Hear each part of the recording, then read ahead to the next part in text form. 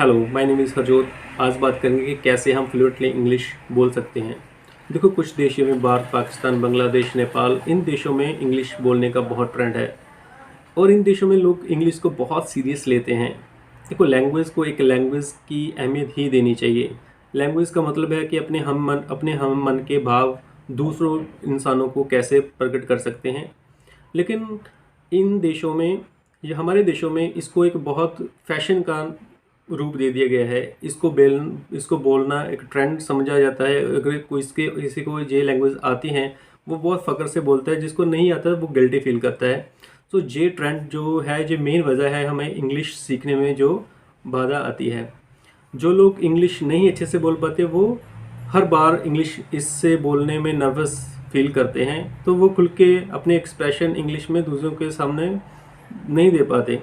So main वजह है, देखो, हमारे इन देशों में लोग लिखना पढ़ना तो बहुत ईजिली सीख जाते हैं, लेकिन बोल नहीं पाते। उसका मेन कारण है कि हमारे इन देशों में इन्वायरमेंट नहीं है इंग्लिश बोलने का, जिनके सामने हम इंग्लिश बोल पाएँ। देखो, बड़े बड़े स्कूलों में जो टीचर्स भी हैं, वो भी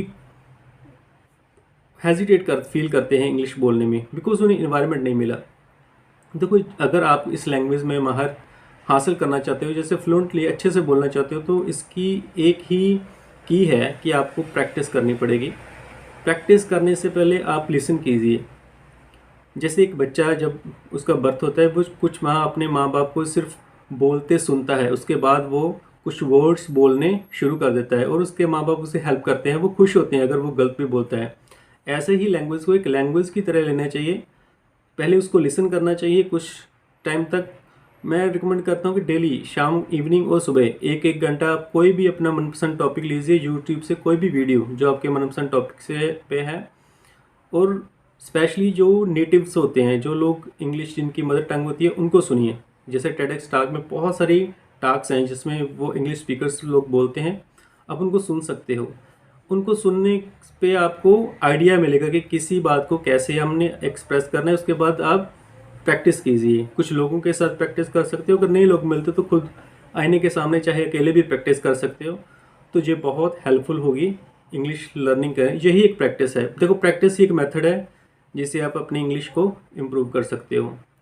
एक और कंसेप्ट है जिससे स्लीप लर्निंग बोलते हैं। स्लीप लर्निंग मेथड है कि कुछ वीडियोस की फॉर्म में, यूट्यूब में कुछ वीडियोस हैं इंग्लिश की, कुछ वर्ड्स हैं इंग्लिश के, उसको आप डाउनलोड कर रात को सोते समय हेडफोन लगाकर अगर सो पाए, तो ये आपकी लर्निंग को थोड़ा और बूस्टअप कर देगा, इन्हेंस कर देगा, ये साइंटिफिकली प्रूवन है।